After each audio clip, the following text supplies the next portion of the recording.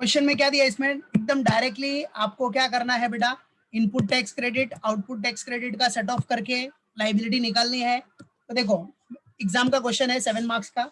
Mrs Rakesh and company of Malad gives the following information from which you are required to compute GST liability for the month of सितंबर 2018, नहीं ये 2020, ठीक है। Supply in the form of sales out of Maharashtra दिया है।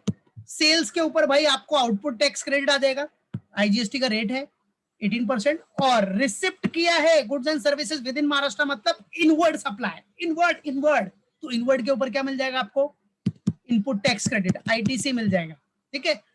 Rate of CGST और SGST भी दिया है आपको। अब इसी के बेस पे आपको फाइनली लाइबिलिटी कैलकुलेट करना है, ठीक है। तो कैसे करना है उसको सॉल्व करके बताता हूं। तो देखो everyone, now for solving this sum directly format बना लिया, company name Mrs Rakesh and company, computation of GST liability for the month of September 2020, number particulars amount, फिर आईजीएसटी सीजीएसटी एसजीएसटी, 3 कॉलम्स, ठीक है। चलो सबसे पहला है आपका क्या बेटा, द वेरी फर्स्ट वन, पहले आपको आउटपुट टैक्स निकालना है। और बेटा आउटपुट टैक्स किसके ऊपर आएगा, सेल के ऊपर, जो आपने इंटरस्टेट सप्लाई किया है,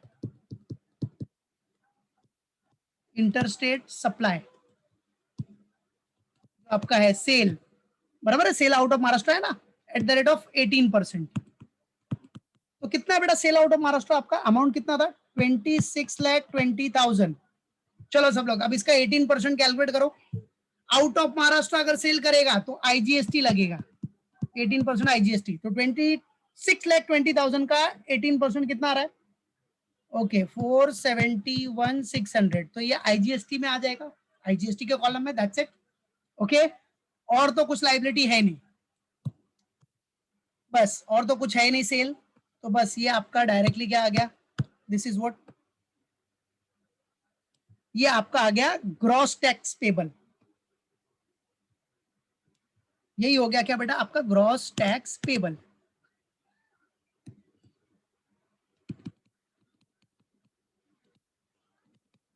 कितना टैक्स आ गया, आईजीएसटी है ना टैक्स आपका 4,71,600।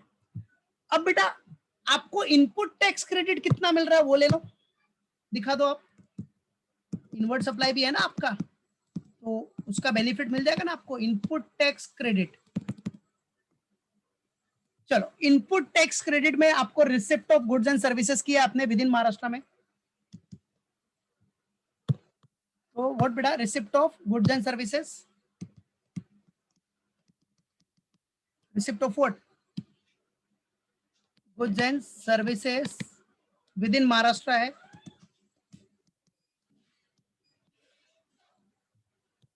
क्या बेटा विद इन महाराष्ट्र।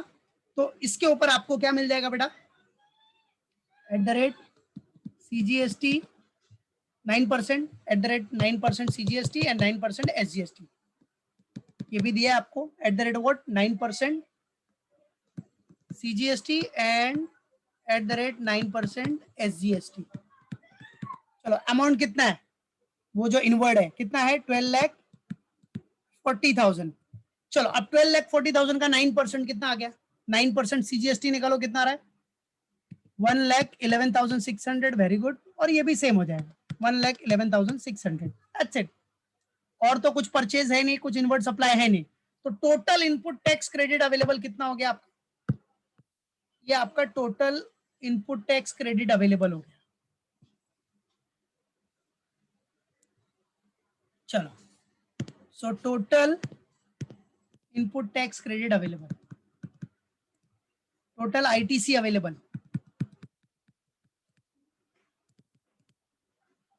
कितना हो गया बेटा, यही 1,11,600, 1,11,600, ओके बराबर है।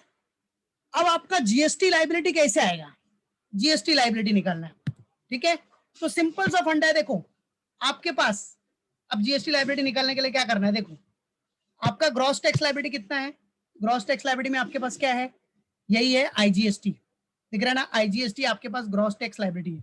इधर मैं कैलकुलेट करके दिखा देता हूं, ग्रॉस टैक्स लाइबिलिटी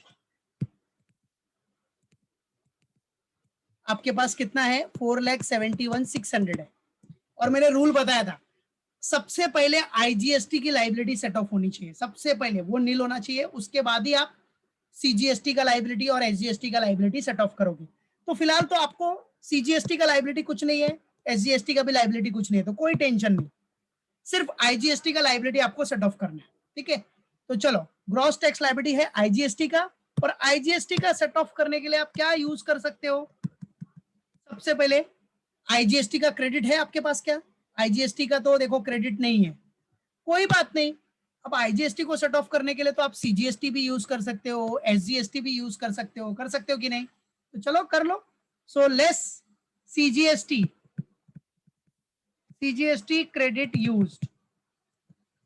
ठीक है, कितना? पूरा 1,11,600 ये यूज कर लिया आपने। ये माइनस करोगे तो फिर भी पूरा लाइबिलिटी आईजीएसटी का खत्म होगा नहीं। चलो अब एसजीएसटी का क्रेडिट यूज कर लो, लेस एसजीएसटी क्रेडिट यूज्ड। जो रूल बताया वो रूल याद रखने का, सबसे पहले आईजीएसटी आपका नील होना चाहिए, उसके बाद आपकी सीजीएसटी की लाइबिलिटी और एसजीएसटी की लाइबिलिटी, जो कि है ही नहीं आपके पास। सीजीएसटी और एसजीएसटी का लाइबिलिटी है क्या? कुछ नहीं है ना, फिर टेंशन ही नहीं है। तो अपने को सीजीएसटी पे ही फोकस करना है, सॉरी आईजीएसटी पे ही फोकस करना है, एसजीएसटी का लाइबिलिटी नील करो।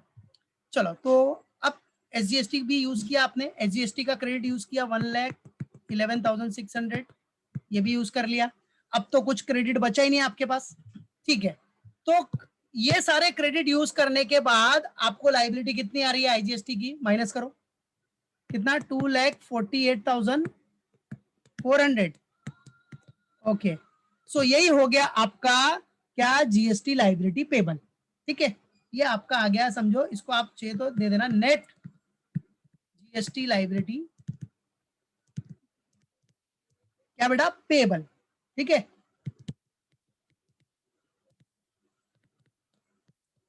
Net GST liability payable, that's it ना। तो बस ये हो गया आपका नेट जीएसटी लाइबिलिटी पेबल।